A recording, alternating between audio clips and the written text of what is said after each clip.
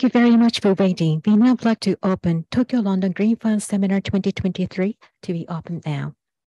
First of all, on behalf of the hosting organizer, we are very delighted to welcome Their Excellency Honorable Deputy Head of Mission at the Embassy in Tokyo, Emil Levendal, to give his opening remarks.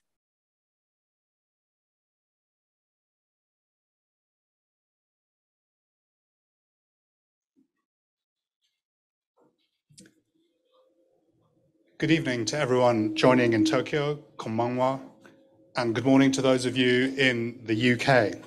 This is my second day in my new role as Minister and Deputy Head of Mission at the British Embassy in Tokyo, and it's my first official engagement. So it's a great privilege for me to be here with you today. So let me start by offering a warm welcome to the Tokyo-London Green Finance Seminar 2023, which we're very happy to be holding as part of the extended Tokyo Sustainable Finance Week. This has been a huge success in promoting ESG investment and green finance in Tokyo and across the world. I'm delighted to be here with you to be a part of this important event, bringing together experts and leaders from the UK and Japan. I would like to thank the Tokyo Metropolitan Government and the City of London for co-hosting this event jointly with the British Embassy in Tokyo as part of their ongoing and long-lasting cooperation on the financial sector. The Green Finance Seminar was started in 2018 by the late Sir Roger Gifford, former Lord Mayor of London and architect of the Green Finance Institute, to strengthen relations between Japan and the UK, particularly in relation to his passion for green finance. Since then, we're proud to have been able to hold this event on an annual basis, even though during the pandemic, we had to go online for a while. Getting to net zero and achieving our environmental targets is not just essential for tackling climate change and biodiversity loss, but it is also a huge growth opportunity for the UK and Japan. Following COP26 in Glasgow, the British government set its ambition for the UK to become the world's net zero financial centre. The challenge for us remains to turn that commitment into action. Progress is being made, not least through education and sharing of plans, information and ideas, such as this seminar, as well as through the development of clear guidance to help businesses understand what makes a climate change plan robust and credible. The UK regulators have been working with industry to develop a guidance framework to enable firms to write and publish net zero transition plans. And I believe you'll hear more about this from my colleague Mark Manning at the UK Financial Conduct Authority shortly in his discussion with Ikeda-san of the Japan Financial Services Authority. Moreover, this March, the UK government published its updated green finance strategy, which is intended to act as a tool for the UK to use its leadership and expertise in financial services to accelerate the shift and catalyze green financing globally. We know we still have a lot of work to do to grow and develop green finance, and we know that we will only succeed if we work in partnership with partners around the world. And that is why this relationship between the City of London and the Tokyo Metropolitan Government is so important, and why we look forward to its continuation for years to come. With that, let me hand over to the Lord Mayor, Alderman Nicholas Lyons, for his keynote speech. Thank you. Arigatou gozaimasu. Thank you very much. Now, next, we are very delighted to hear the keynote speech from London.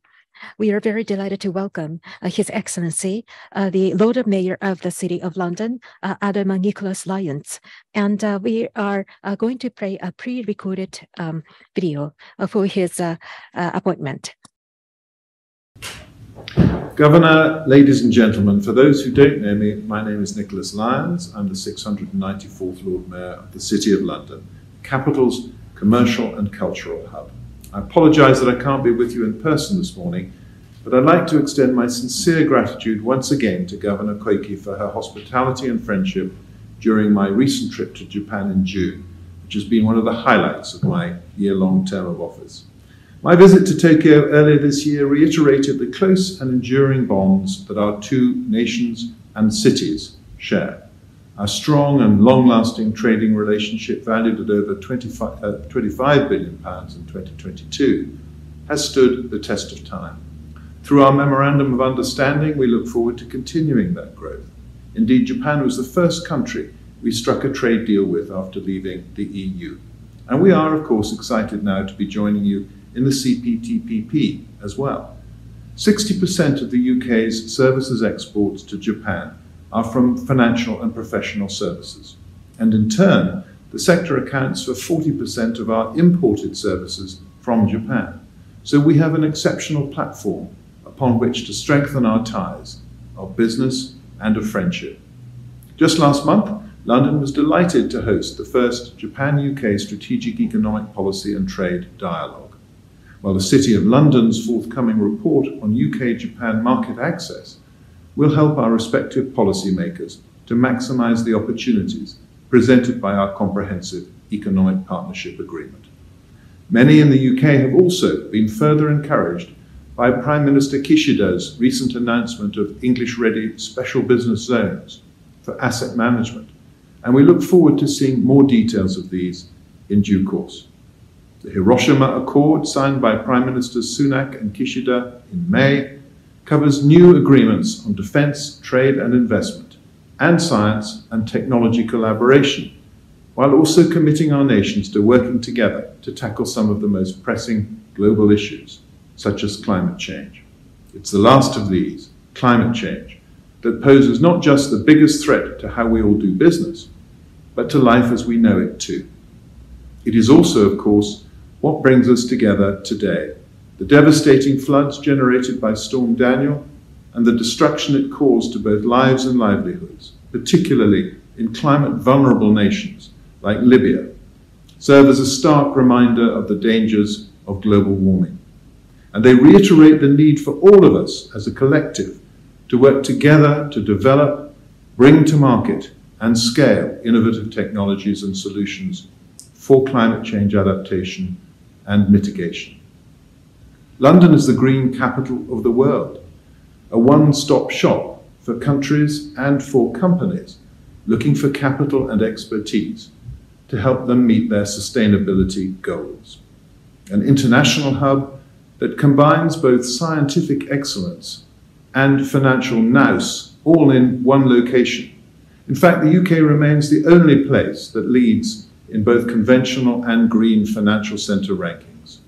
We're also Europe's leading venture capital market and have the second largest number of firms working to address the climate crisis.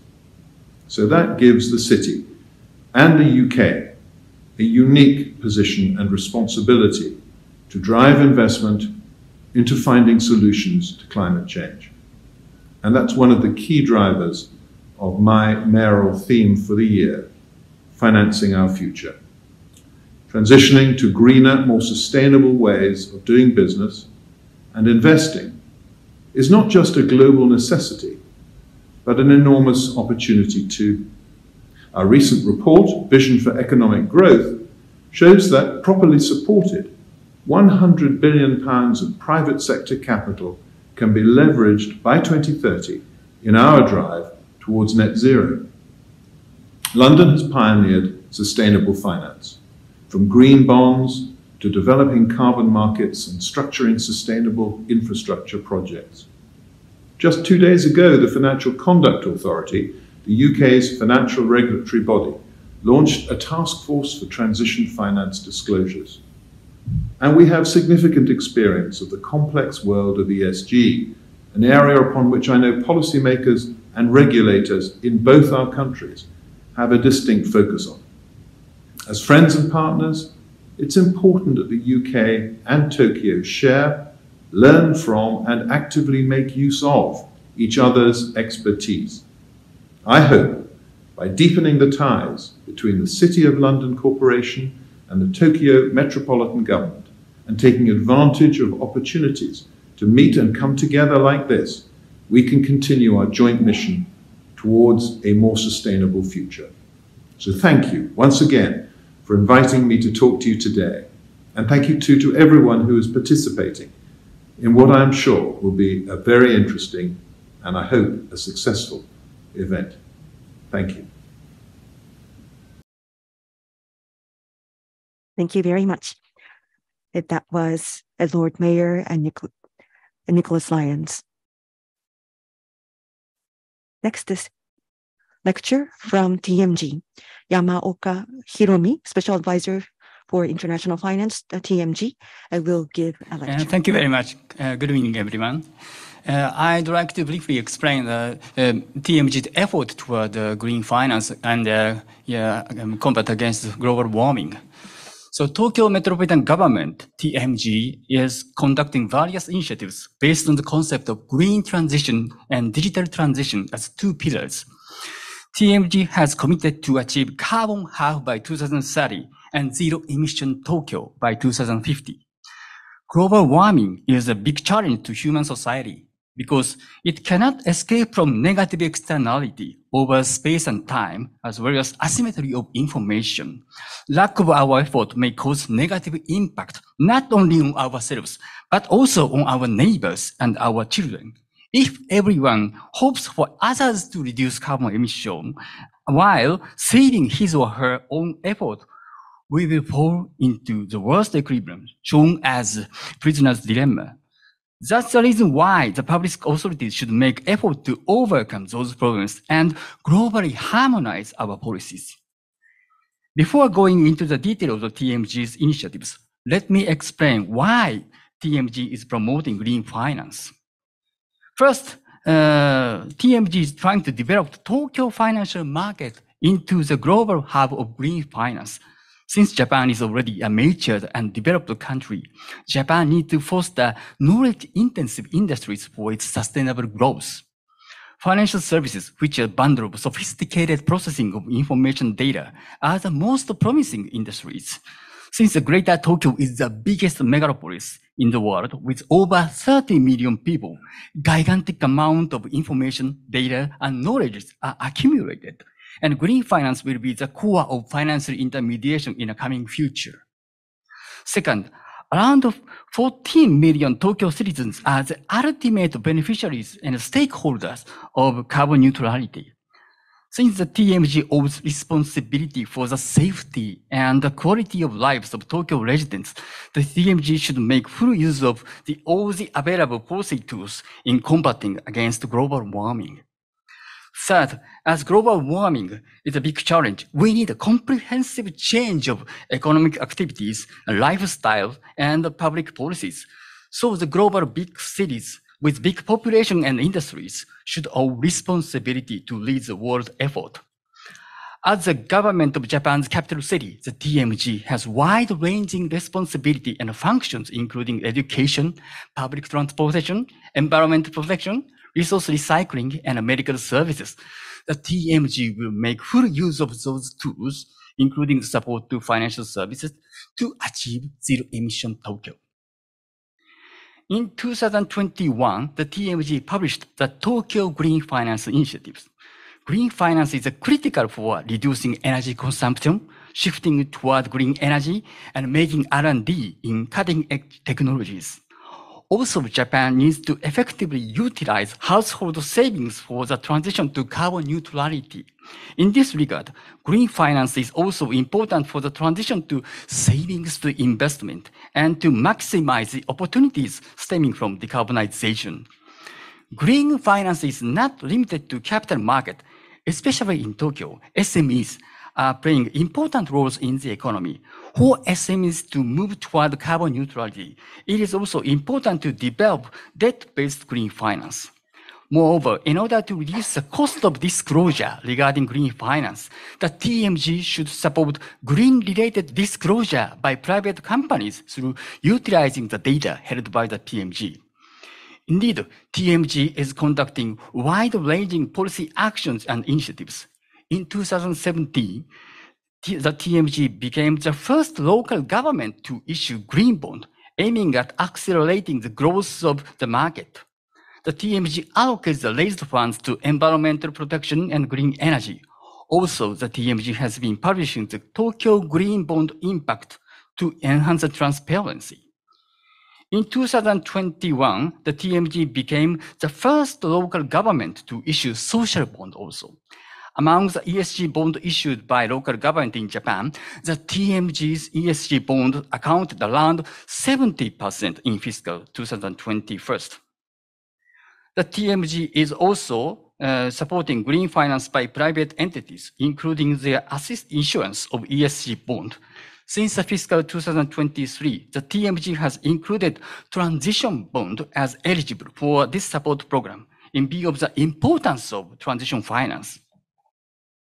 The TMG has started the Green Finance Subsidy Program for overseas green finance companies entering in Tokyo market. The eligible entities include asset management companies and fintech companies. In fiscal 2022, TMG has selected 7 companies for this program. Among them, 3 are UK corporations. The TMG also provides equity capital to fund investing in startups contributing to decarbonization. Understanding that providing equity capital is unorthodox measures for the government, the TMG is trying to make signaling effect to attract private money into decarbonization projects at their early stages. The policy actions taken by the TMG is not limited to green finance area. In 2010, the TMG started its cap and trade program as a front runner in Japan. Moreover, the TMG is taking various actions such as regulation and subsidization to make office buildings and residential houses into emission-free. From April 2025, the TMG will require newly built buildings and residential houses to be equipped with a solar power generator. Governor Koike was the Minister of Environment from 2003 to 2006 for 3 years and has a deep knowledge and expertise in green transition as well as a decisive will toward zero-emission Tokyo. With doing our maximum effort, we sincerely hope that Tokyo is regarded and selected by worldwide consumers and investors and supply chains as green capital. For global decarbonization, strong linkage between the 2 leading cities, London and Tokyo, is extremely important. In 18th century, when artificial gardening was very popular, UK introduced the concept of English garden, which respected natural beauty and sustainability. Picture of beautiful English gardens shows that UK is always a front runner in advocating coexistence of nature and human beings. I believe that London-Tokyo partnership will greatly contribute to the harmonization of policy initiatives toward carbon neutral world. Thank you very much.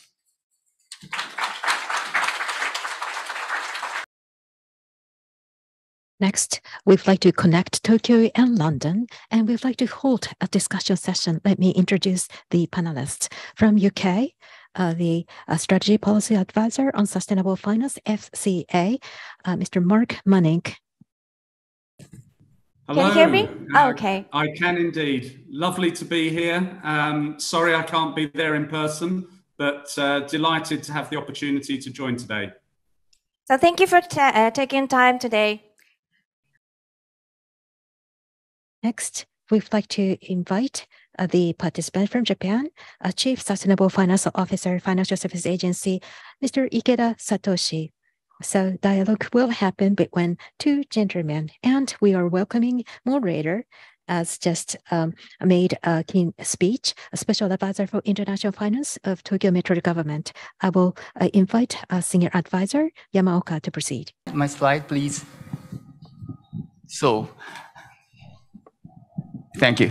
Thank you very much. So I think that the FCA announced a very important initiatives recently. So first of all, I'd like to ask Mark about the FCA views on the role of transition planning and transition finance in the net zero transition, please.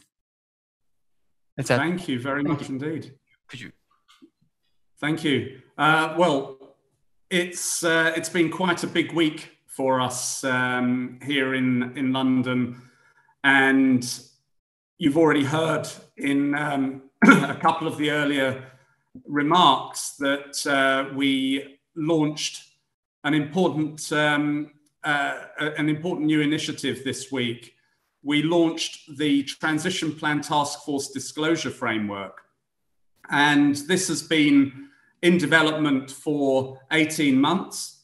And it is really recognizing that a successful transition to a low GHG emissions and climate resilient economy will require a fundamental transformation of business and finance. It will impact every business right across the economy, and every business will need to think strategically about how they can protect and enhance long-term value by responding and contributing to a whole of economy transition.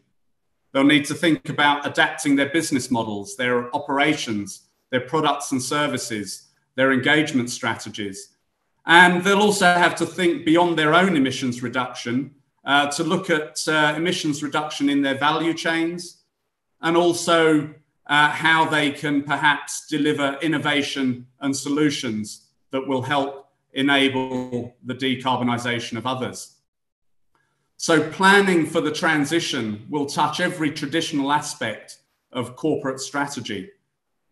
It will impact considerations around energy sources, inputs to production, procurement decisions, product and service design, people strategy, distribution. So this has to be an integral component of corporate strategy going forward. And as transition planning starts more fully to shape corporate strategy, forward-looking information on companies' transition plans will increasingly be core to market participants' assessments of companies' prospects. And that's where we come in as a securities regulator. I'm representing the Financial Conduct Authority here today, and trust and transparency are central to what we do. Market integrity and consumer protection are founded on market participants having access to high quality information to support their financial decisions. And this information can then be relied upon as a source for data services, analytical tools, and can flow right through the investment chain. So that's why at the Financial Conduct Authority, we have been so deeply involved in the Transition Plan Task Force initiative. As I mentioned, it was launched 18 months ago. It was sponsored and co-chaired by His Majesty's Treasury. And its mandate was to develop a disclosure framework for best practice transition plans. It's brought together an extensive community of experts from across industry, academia, civil society, and the public sector. And the Financial Conduct Authority has been represented at every level of the task force. I've personally been a co-chair of 2 of its work streams. And the Financial Conduct Authority has committed to consulting on using the final disclosure framework to enhance our transition plan disclosure expectations for listed companies, asset managers, and asset owners. I'd like to highlight a couple of important aspects of the framework that we launched on Monday.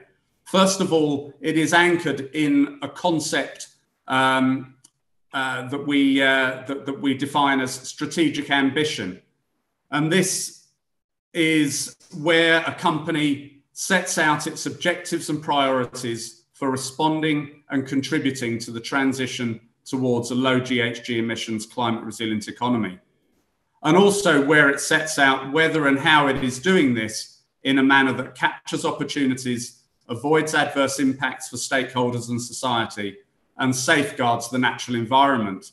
And this holistic view is really important when we consider how climate and transition interact with other environmental and social considerations.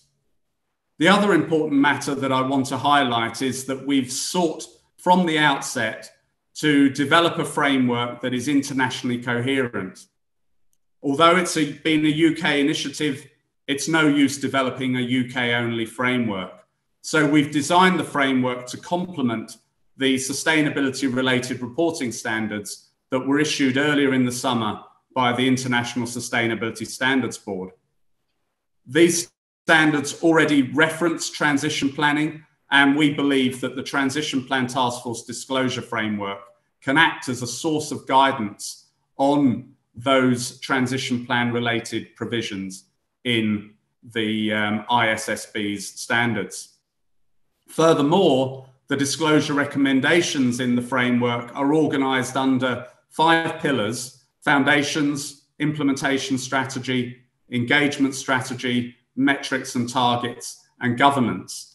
And these 5 pillars align with those that have been included in the transition planning guidance that was launched by the Glasgow Financial Alliance for Net Zero, which already has widespread adoption by those financial institutions that have signed up to that alliance. So at the FCA, as I say, we've committed to consulting on implementing this framework. We set out our roadmap to doing that earlier in the summer, and we'll be looking ahead to consulting in the first half of next year, alongside our consultation on implementing UK-endorsed ISSB standards, i.e. those standards launched by the International Sustainability Standards Board. I'll stop there, and I'd be really keen, as we go through the discussion, to say a little bit more about how we believe we can leverage the information that will be provided in transition plan disclosures to help scale the market for transition finance. But I'll stop there and back to you. Thank you. Yeah, thank you very much, Mark. Indeed, it's a wonderful step. It's a great step for UK and the world. Thank you very much. And then Ikeda-san, I'd like to ask JFSA's views on driving finance toward transition and the role of climate-related disclosures, please. Thank you for that question, and thank you also, Mark, for your very excellent presentation on the TPT framework. I'm very glad that the UK launched the TPT framework, because that certainly add another kind of construct to the overall transition finance ecosystem or framework worldwide. Well, looking back, Japan also put in place our climate transition finance framework 2 years ago. And in that framework, we specifically asked the companies who wished to get finance for transitioning to net zero to disclose transition strategy. And the Japanese corporate sector has very much embraced the TCFD disclosure framework. And with that kind of foundation in place, while climate transition finance framework in Japan was built upon those TCFD aligned disclosure, and also the strategic thinking behind coming up with those disclosures. Because, well, TCFD is certainly a disclosure framework, but those who involved with developing TCFD framework thinks climate issues very strategically, and so it viewed climate change as a risks and opportunities, and how company can respond to those risks and opportunities so that they can be well positioned to the coming threats of climate change, and also the incoming market structure change, and also the certain regulations, so transition risk. So all in all, in addressing those challenges, create the necessity for transition. And that is a part that's very important in terms of designing the transition finance and also actually the climate-related disclosure themselves. And so TPT framework, in my view, is a kind of framing of the disclosures aligned with TCFD, aligned with ISSB S1 and S2, and to provide investors and other stakeholders with a kind of well-framed information related with transition. And in that sense, certainly the TPT framework is a good complement to the overall framework for climate transition finance, even for Japan. And well, I would like to add that given that quite a number of Japanese companies support the TCFD framework and making great efforts to adapt the TCFD framework. And in probably 2 or 3 years, the ISSB standards will be mandated in Japan.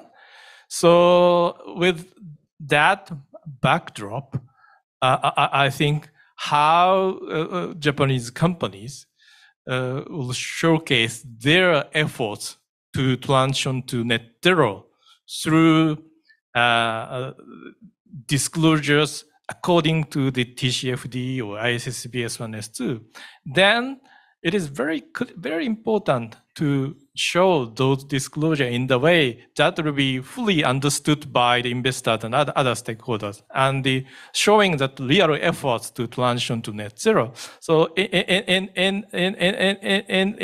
that way, we can achieve the whole of the economy transition to net zero, because we cannot, only the small group of company just transition to net zero and achieve the whole of the economy net zero. All the companies needs to make certain efforts for transitioning to net zero. So in that sense, I believe that the Japan's climate transition finance framework, ISSB standards, transition plan task force framework, and also the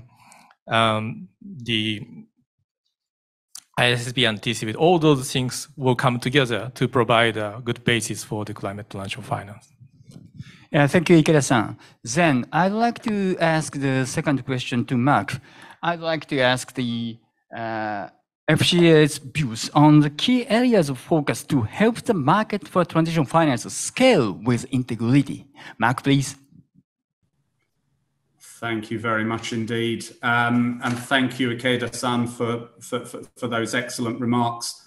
I think we are very, very aligned in our view that the market for transition finance can benefit greatly from enhanced transition plan disclosures, better information on how companies are expecting to navigate the transition towards a low GHG emissions and climate resilient future. And from our point of view at the FCA, we already have in place TCFD aligned climate disclosure expectations, as you have just as you've just set out from the Japanese perspective. And we very much, in line with your views, see the evolution here being from TCFD to ISSB, and the transition plan task force disclosure framework being a source of additional guidance on the transition plan specific piece of climate disclosures.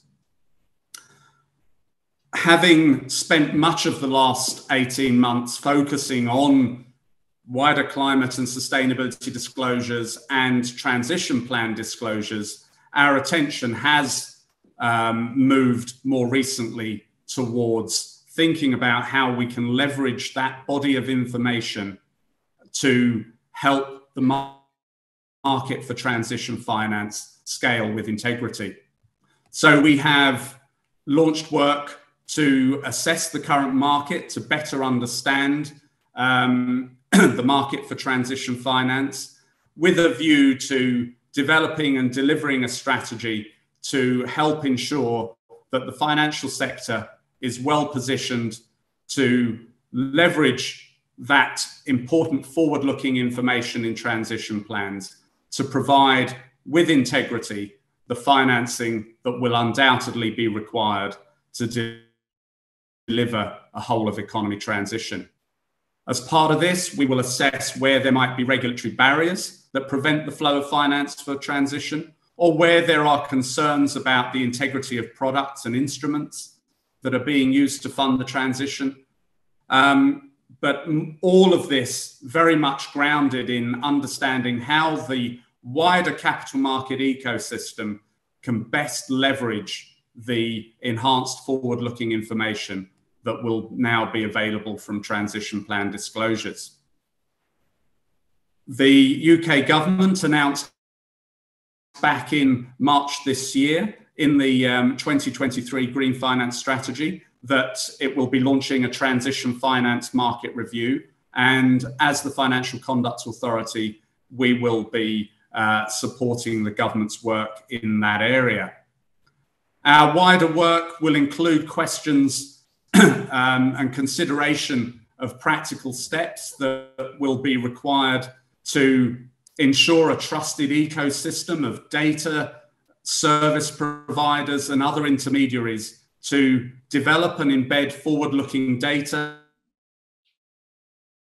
metrics, and key performance indicators, and that will support capital market participants in embedding all of this in their instruments and products, and not just those that are transition or sustainability labeled products, but mainstream products, because every traditional debt instrument, for instance, that has a long maturity will be spanning a period in which the economy is going to be transitioning, and that the issuer of that instrument will be taking steps within its business model and its strategy to ensure that it continues to thrive and survive in a transitioning world.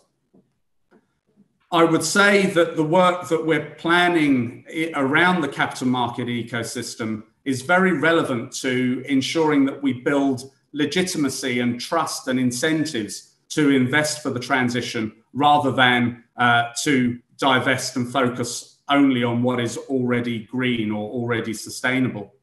And the work that the Glasgow Financial Alliance for Net Zero, GFANZ, have been doing on 4 financing channels is key here. The 4 financing channels being being finance in investments that are already aligned with a net zero transition, those that are aligning, those that are delivering climate solutions, and initiatives to manage phase out of carbon intensive activities.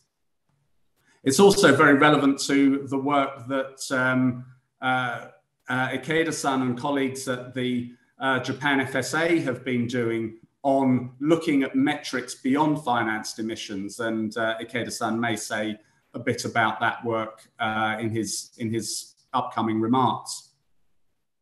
I would say that it also links to other work that we have underway at the Financial Conduct Authority on the classification and labelling of sustainable investment products.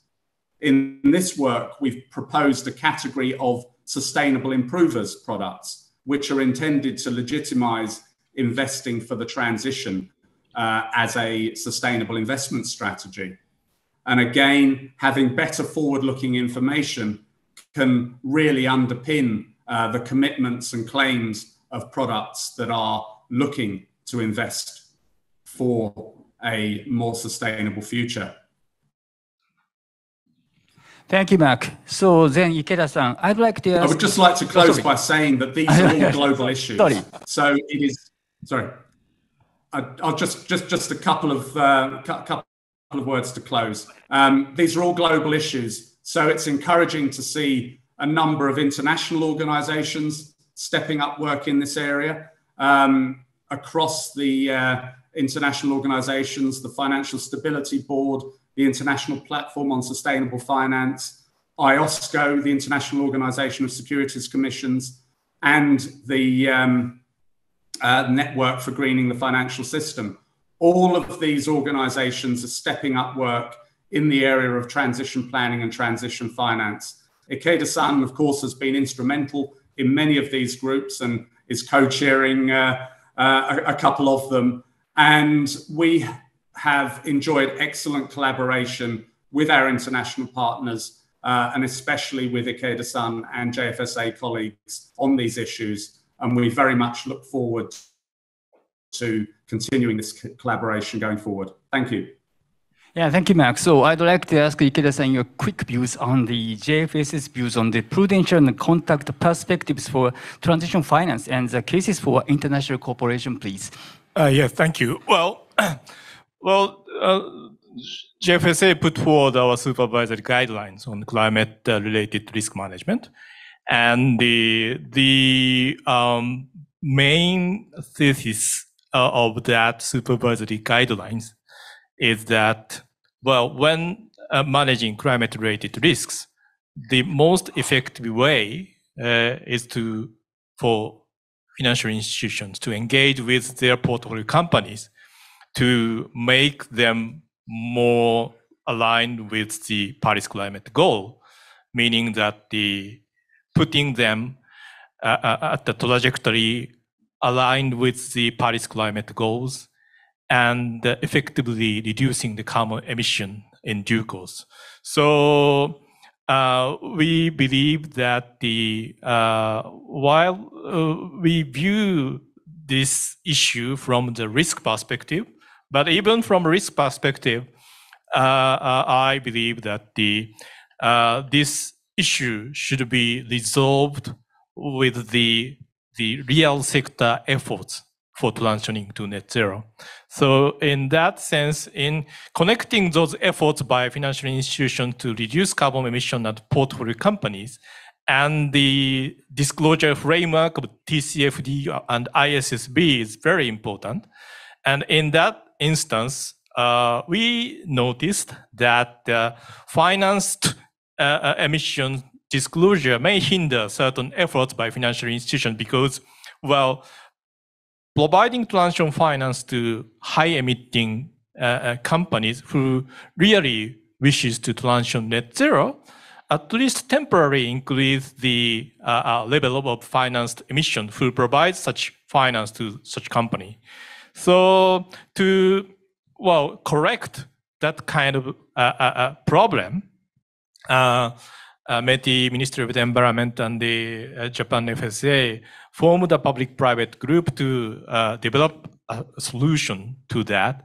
And somehow it coincided with the launch of TPT framework. So it's a very happy coincidence. But in that report, we proposed mainly two things. One is to make clear that in the financed emissions disclosure, that which part of the emissions will come from. And so if the financial institution provide transition finance, well, define that the financed by such transition finance as a transition asset, and then they set a certain separate kind of disclosure for that part. And also, and another one is we propose that many forward-looking metrics such as decarbonization contribution metrics developed by the G Fund. So with those set of metrics, I think it also adds another layer to the transition finance framework. And I'm very glad that, as I said, that UK approached the transition finance issue from the TPT framework angle, and Japan also looking at the transition finance issue from a bit different angle through the financed emission angle. And I believe those components developed by each country will come together to further enhance the transition finance framework. So I really value the collaboration between the UK and Japan, particularly the team led by Mark at the Financial Conduct Authority. Thank you. Thank you very much, Ikeda-san. Very unfortunately, the time is running out. The last slide shows the QR code of the guidance, as Mark explained. And yeah, please join me to applaud the distinguished panelists. Thank you very much.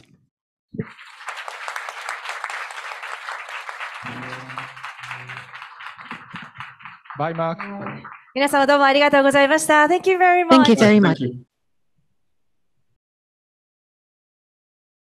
We now would like to move on to the next program. Next program is going to be the panelist discussion. May I introduce the member of the panelists from UK? We are delighted to welcome FTSE Russell Index Investment Group, Head of Japan, Hirose Ken. M&G Investments Japan, Head, Fujita Manabu.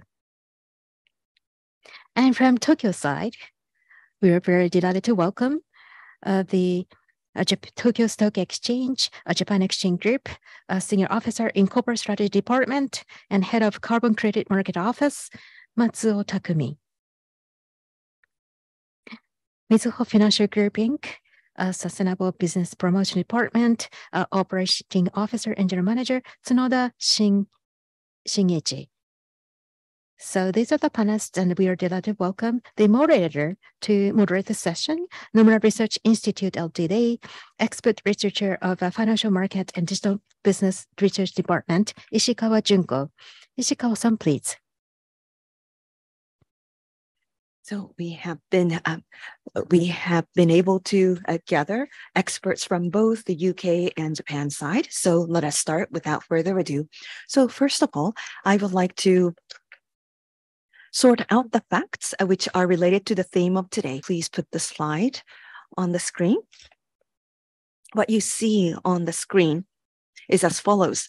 So up to the discussion so far, towards the promotion of transition, there has been the sharing of the initiatives of various governments and Tokyo Metropolitan government. So as you can see on the graph on this slide, in order to get to net zero in the coming 10 years, Japan needs to invest 150 trillion yen and then the UK 100 trillion yen of investment. So with these initiatives as a basis, there are various tools like you see in the green box. The various finance tools are being provided. And I think that there will be introduction of some of those finance tools during the panel discussion today. So what tools will be used would depend on the transition strategy as well as each country's industrial structure. Please move on to the next slide. So in achieving net zero, there is a concept of carbon budget. So please take a look at the area in which the line covers. So the Japan is starting at high point, but compared to the UK, Japan is having a more difficult path than the UK in achieving net zero. The background for the UK and Japan are quite different, but with that in mind, I would like to have a panelist present, and after that, I will be asking questions, and we will go into free discussions. So the first one to speak is Mr. Hirose, with related to ESG investment. FTSE is providing analysis, but what kind of messages are you receiving? Could you start? Can you hear me? So from FTSE Russell, my name is Hirose. At our company, as LSEG, as part of the LSEG group, I am the head of the index group. in Japan.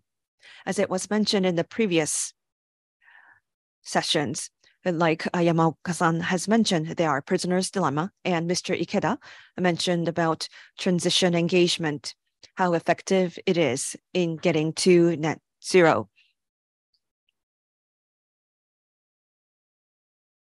So serving two purposes, as you see on the slide,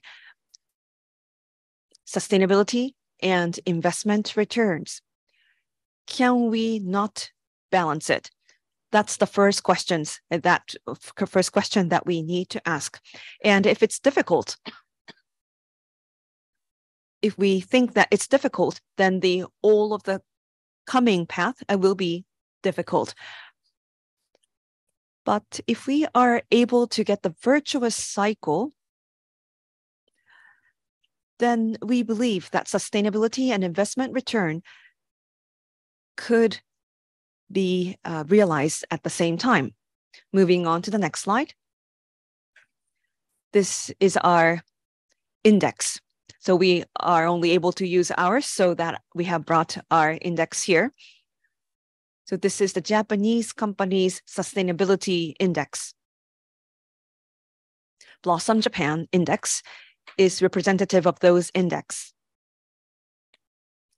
So this is like index like topics, but what we can constantly say is that in the past 5 years, at least, there has been a stable outperformance. Some people say that it is just by coincidence, but I would like to go deeper to explain about that.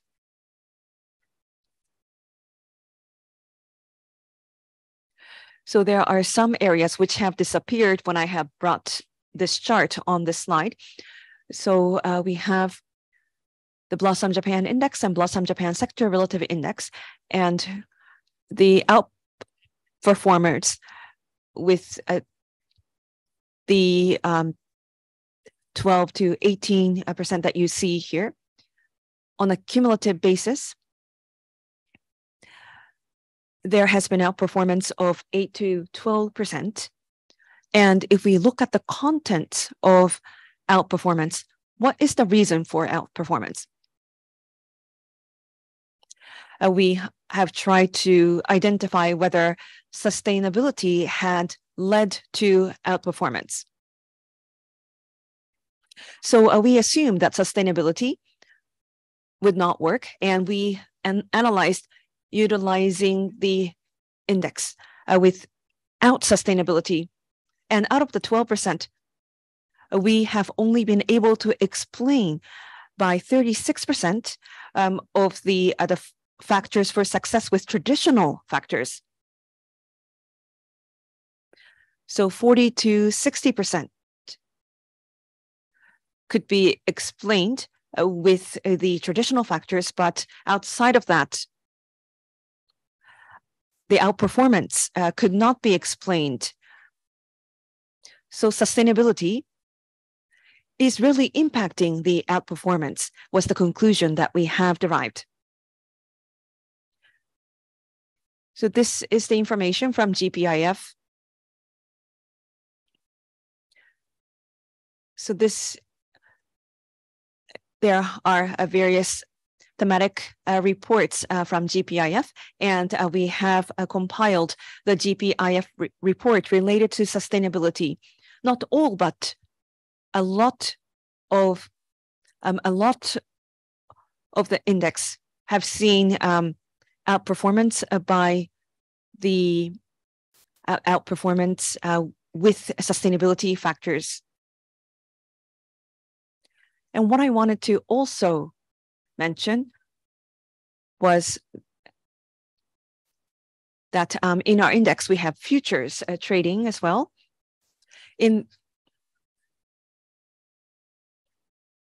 So there are speculators who are not interested in sustainability, but I think that this is welcoming the sustainable finance, having an ecosystem of that. we need to have not only the people who purely wish for sustainability, but also people who want to make money out of sustainability. And through this, we are able to have deeper ecosystem, and the balancing of the two targets will become more sustainable. And we are seeing stable growth. So I think that in the Japanese market, there has been a good cycle being created. Thank you very much. So next, I would like to ask for Mr. Matsuo. So today is the founding day of the carbon credit market in Japan. And if you could talk about initiatives of JPX inclusive of the proving test project last year. My name is Matsuo from the Tokyo Stock Exchange, and as it was introduced by the moderator, so it says that the carbon credit market will open in October, and coincidentally, it started its trading today. One of the turning points for starting this was METI's founding of GX League, which would be looking at the emissions trading, and one of the clear targets was a creation of the emission trading market in Japan. And last year we conducted proving test, and as a result, based on that result, we decided to start the carbon credit market. So this is the result of the demonstration project. So 150,000 tons of trading was conducted, and the types of the trading was a J credit, the energy saving and renewable energy categories were 50-50. And if you look at the trading volumes in November, December, and January, there was an increase in the trading. There was a sale of a J credit by the government. So that was conducted on a pilot basis within this demonstration project. And 600,000 J credit is being held by the government, and that was sold on the credit market. So based on credit type,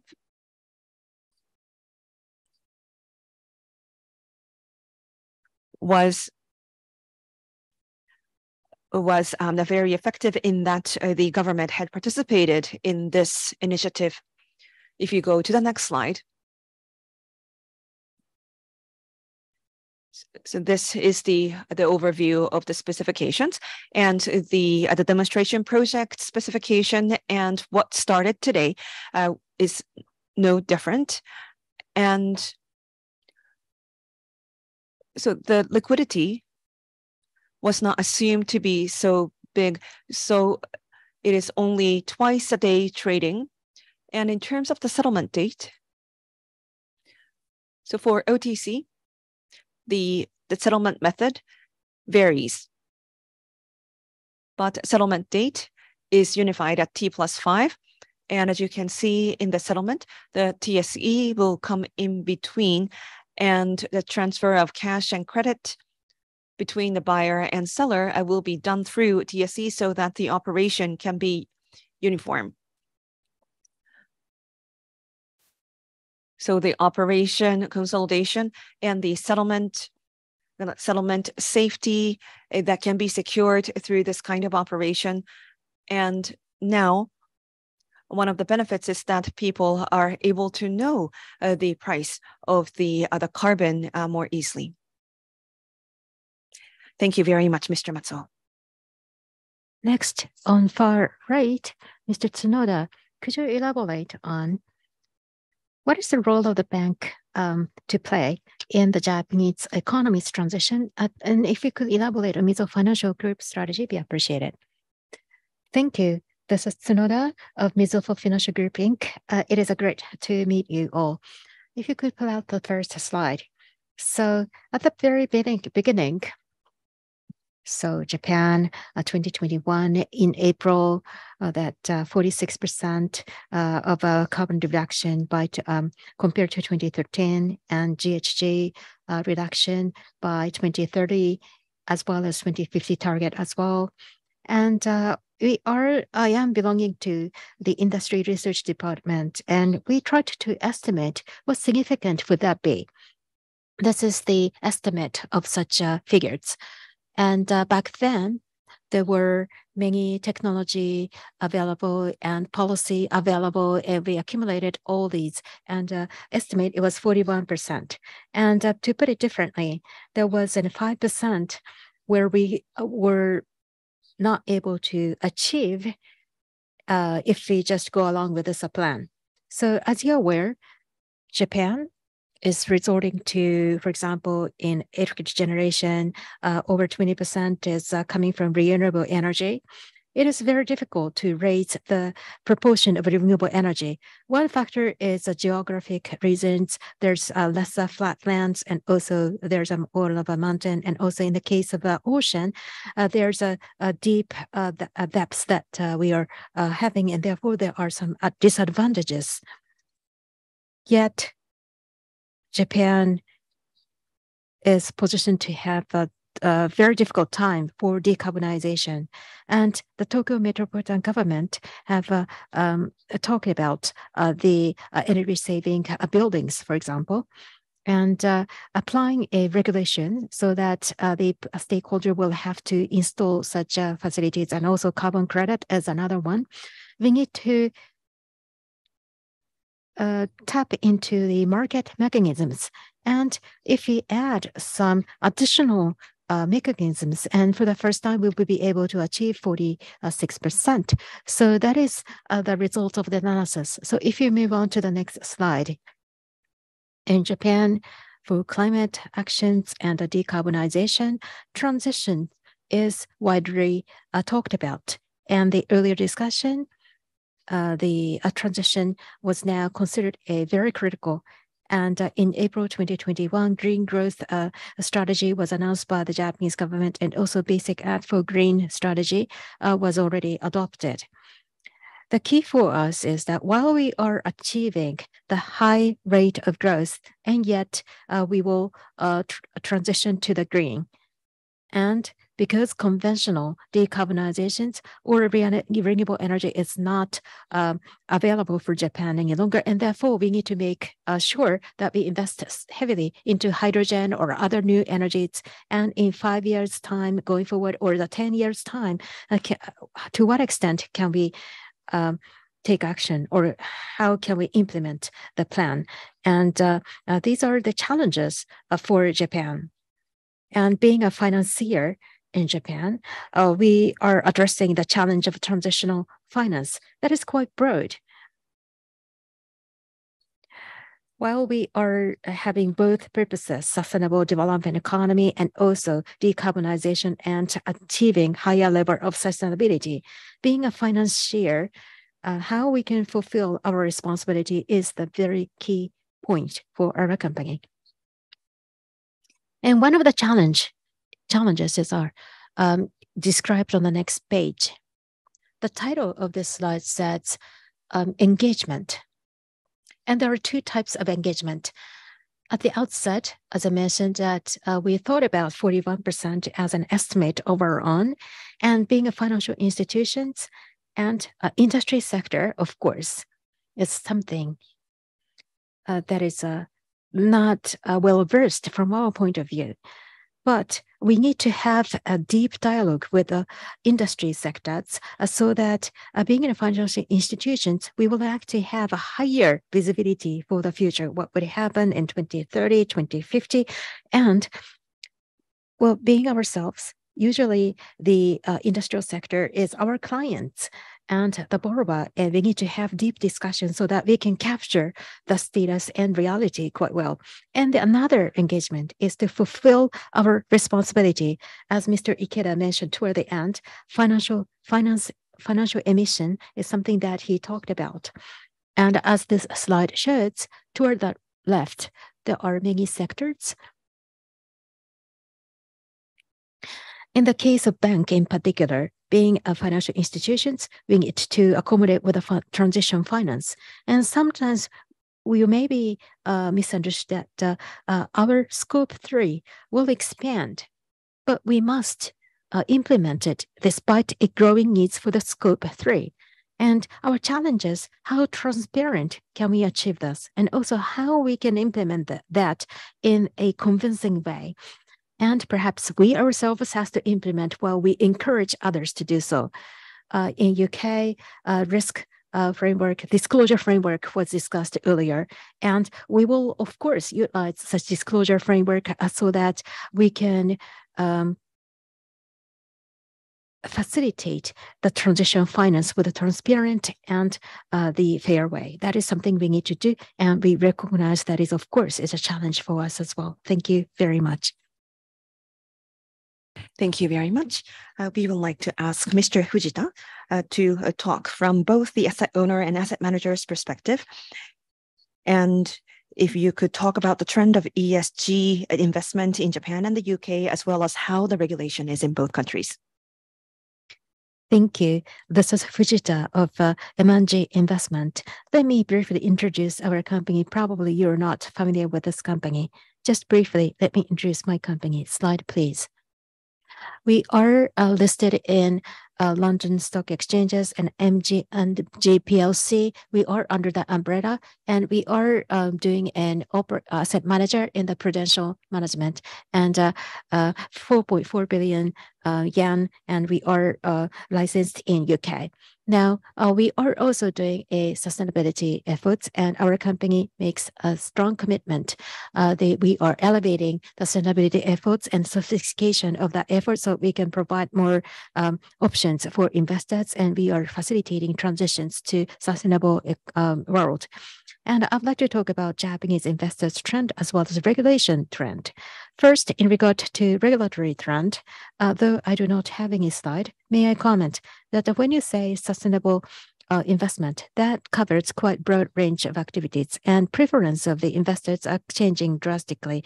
Up to June, the Schroeder Asset Management is conducting an feedback research questionnaire to the investors. There are several approaches. ESG integration is not the core any longer. Instead, impact investments are drawing higher interests among the investors in UK. And active ownership and engagement is fully utilized so that investors can encourage the companies to transition. And ESG conscious investment is already taking root, and therefore investors are resorting to active ownership so that trying to materialize the impact in the real society and real economy. So this result indicates that trend. And yet, Europe and Japan, sustainability investment is in fact slowing down. Moving on to the next slide. On the left, the chart shows the sustainable fund versus the other funds. What is the flow? And right-hand side is the newly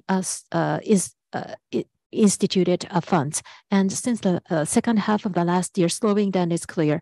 And there were different reasons applied in Europe and Japan, but the financial easing, monetary easing is now turned to tightening, and also energy mostly, that the value in ESG is now revisited because of Russia invasion to Ukraine, and ESG performance of funds, which is fewer in the market, is now slowing down, and also sustainable investment is expanded as a result of that. Greenwash is becoming a serious issue, and Japan and Europe have introduced a new framework for regulation. And Schroeder's report shows that transparency in information and blurred definition in sustainability investment and lower performance. And these were the concerns raised by the investors. And in UK-based investors, SDFR or others, the sustainability disclosure is being introduced, and how companies are addressing this issue is going to be the core point. As Mark Manning mentioned earlier, the new regulatory framework is considered in UK. Now, SSDR is implemented in March of 21, and this is to address the issue of greenwash.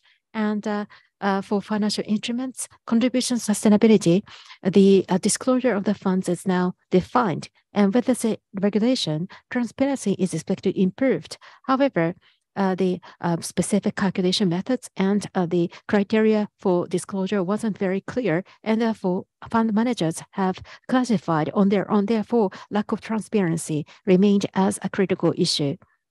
On the other hand, the criteria for disclosure for investment, if there is a case, the criteria is stricter, and therefore some investors have removed the label of green and migrating to the lenient sustainability criteria.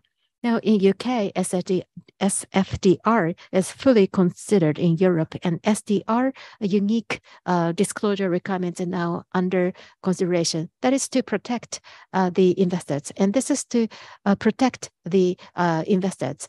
And so this is a very specific description, and also from an investor's point of view, when investor chooses the funds, those product labels must be really useful. As Mark mentioned earlier, there's a new criteria showed a sustainable improver SDFR didn't define this. Rather than being green, there's a criteria for green transition, and that is a unique factor.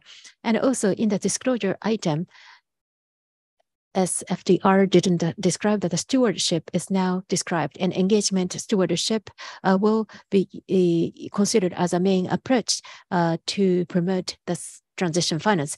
And disclosure of the company and sustainability criteria, there are some improvement in the world, and ISSB criteria is used in UK, and there's a new TPT to be prepared, and there's a corporate level of disclosure and also fund level disclosure of information, and there has to be common understanding about sustainability, and also sometimes understanding about performance has to be fully reflected. As a result, a greenwash will be removed, and there will be the virtual cycle into the green financing, and we may be able to see a re-acceleration. Fujita-san, thank you very much.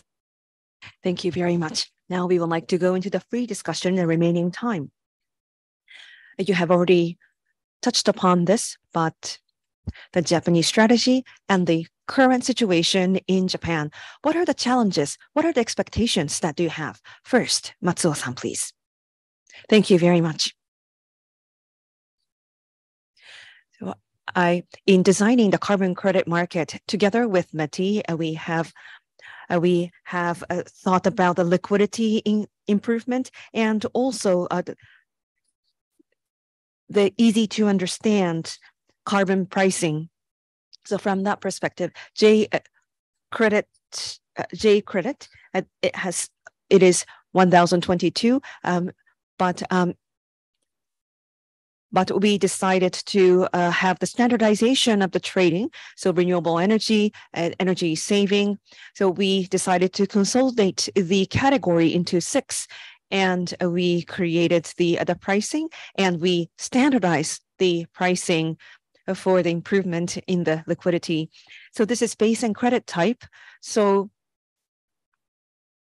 J Credit was the pioneer in this area, and so a GX League's excess reduction is something that we would be aiming. So in terms of the ETS, this is something that we would be able to refer to. So EU ETS, when we look at it, so what is its insight is that there are 2 to 3 things that we can take away. One is the allocation of allowance. EU so grandfathering or benchmark, but in any case, it is allocated free of charge at the beginning of the year, with some exceptions. So the greenhouse gases that would be generated within EU will be allocated to the players within EU. So allowance will be issued first. In the case of Japan, rather than going rather than doing that, allowance will be issued after getting the information about the excess, because we are aiming for excess reduction. So carbon credit in Europe is used for achieving a target for Scope 1 emission. So it is like a commodity, and so the commodity exists first, and it would contribute to liquidity. Another is in the EU, the main product is the futures trading, and so depending on the situation of the market, towards the end of the year, you would be able to see more clearly whether it's an excess or shortfall. So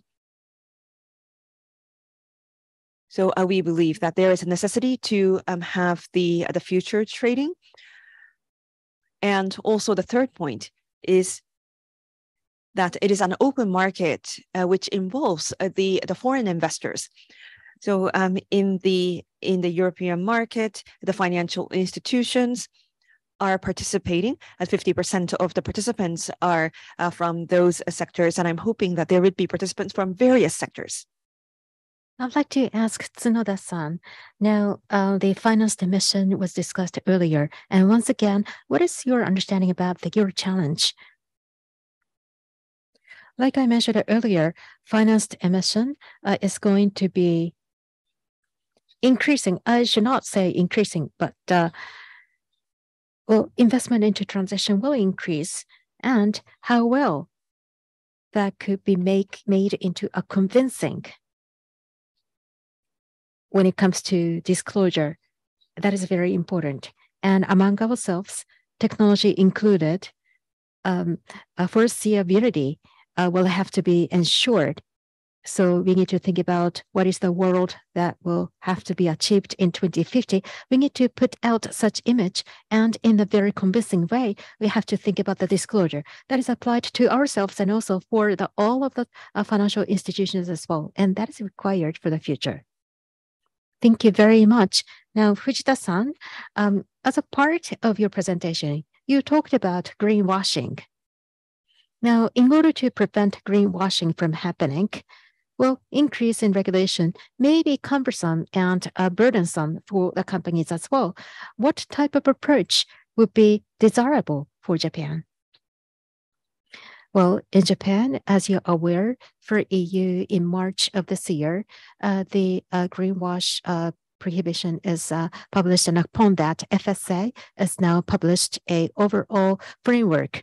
So it is not in the form of the laws or act, but there will be more quantitative criteria, and also a clearer regulation will be put in place. So therefore, prevention of greenwash is just a prevention purposes at this point in Japan. And the sustainable funding will have to be accelerated to draw more funds, but making such a rule to prohibit greenwashing is really important. In the case of FDR, there are some confusion. There are many disclosure rules and regulation prevalent around the world, and that is actually having a lot of adding a lot of cost for the fund manager, collecting data, collecting information, and compiling data and providing information, and cost is moving ahead than the reality.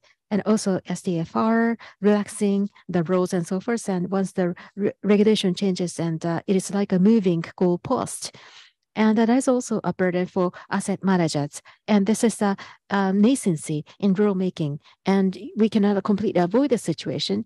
But for all asset managers, we'd like to launch a very useful products and trying to reallocate the funds toward the direction. It is easier said than done, but a cost and a burden related to regulation and promotion investment, these balances are quite important. On the other hand, in order to prevent greenwashing, asset managers like ourselves have to make our own side of efforts. For instance, among the Japanese asset managers, prior to FSA's rules, there are the individual voluntary regulation prepared and published information. So sophistication of a sustainability investment will have to be addressed by the players themselves. And we are UK-based investors, and we need to import the best practice and from UK and try to provide information with the asset managers and owners in Japan. And that is a great mission for our company as well. Now, I would like to ask Mr. Hirose. So in the UK, there has been an enhancement of the obligation for disclosure. So what would be important for Japan going forward? I talked about performance at the onset of this panel discussion, but what I would like to say is that the background of performance. So it is not a coincidence. The ESG, sustainability are contributing to our performance. And I would like to talk a little bit more specifically about what it is. So transition and engagement had been focused on in the creation of the index. The baseline exclusion, so it is an approach to exclude the low index, index score companies, and so we have software a transition pathway initiative, and together with so this is a database that has been created together with various parties, and so that is the key point in the creation of the index. And so there was good performance that has been seen, and transition and engagement. I think that is one of the key to success. And the Japanese companies were selected in our index, and those Japanese companies would be able to appeal to the market that they have been selected as part of the index. So I think this is a positive thing that they are trying to appeal that. And what would be important is to disclose first. So there are positive factors in this disclosure itself. So there are some listed large companies who have not disclosed this, and there has been some relative score differences between the companies who proactively disclose and those who do not disclose. So the 40% outside of the traditional performance is coming from here. But of course, there are burdens to disclosure.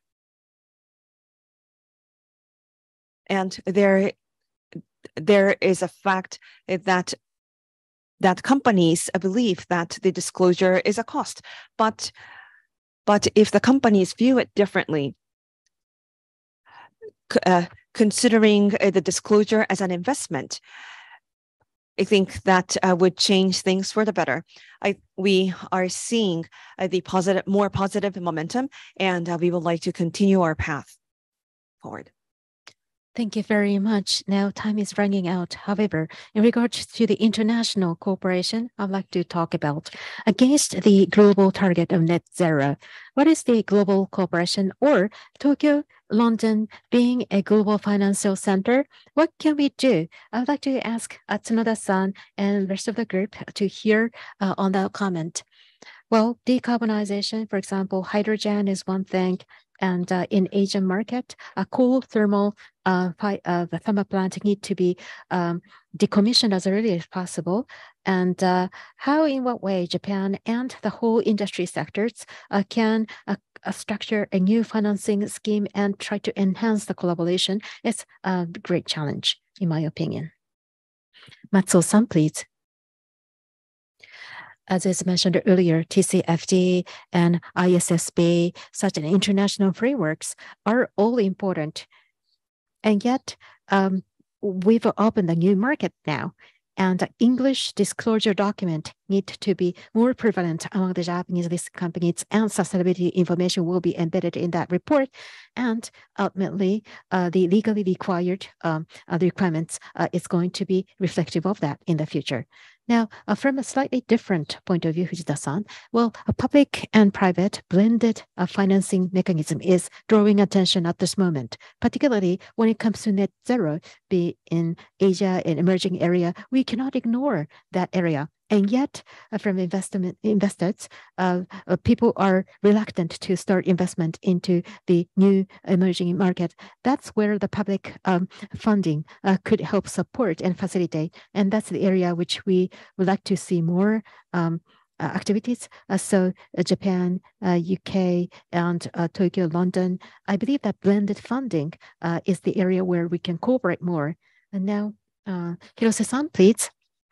Thank you very much. As is mentioned earlier, I've raised one topic of performance differences as one of the perspective. And from the perspective of investors, now ISA, UK is now introduced to Japan as a new phase 2 of NISA, and UK's idea is going to be upgraded. And that's where the sustainable finance is going to be accessible by retail investors by using the NISA framework. That is a great development. This provides a great opportunity. And greenwashing is discussed around the world. We need to make sure disclosure will be made and also explained to the retail investors well, and convincing investors fully. That is quite important for everyone shouldering the financial market. We all need to play a role, and I'd like to coordinate with everyone, and I will make sure that to happen. Thank you very much for your speeches, and a round of applause to all of the panelists. Thank you very much.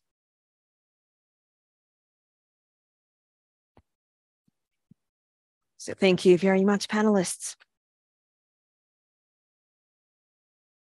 So I would like to invite Koike Yuriko, Governor of Tokyo, to make a closing speech. Due to her official duties, she will be giving a video message. Good evening, everyone, and greetings to all of you who have joined us from the UK. I'm Koike Yuriko, Governor of Tokyo. Thank you very much for participating in today's seminar. To help address climate change and the global energy crisis, the Tokyo Metropolitan Government is promoting measures under the Global Financial City Tokyo vision to lead the development of green finance. We are also advancing the Global Innovation with Startups initiative, which seeks to achieve social transformation. Next month, we will be opening Tokyo Innovation Base, a hub for interaction between Japan's startup ecosystem and the world's startups and investors. And next May, we will be hosting Sushi Tech Tokyo 2024, an event that will bring together startups and leaders from across the globe. I hope all of you will join us. The next Tokyo London Financial Seminar will take place early next year in London. Let's work to further strengthen cooperation between the City of London and Tokyo and direct financial flows to support the creation of sustainable cities. Thank you very much. ありがとうございます。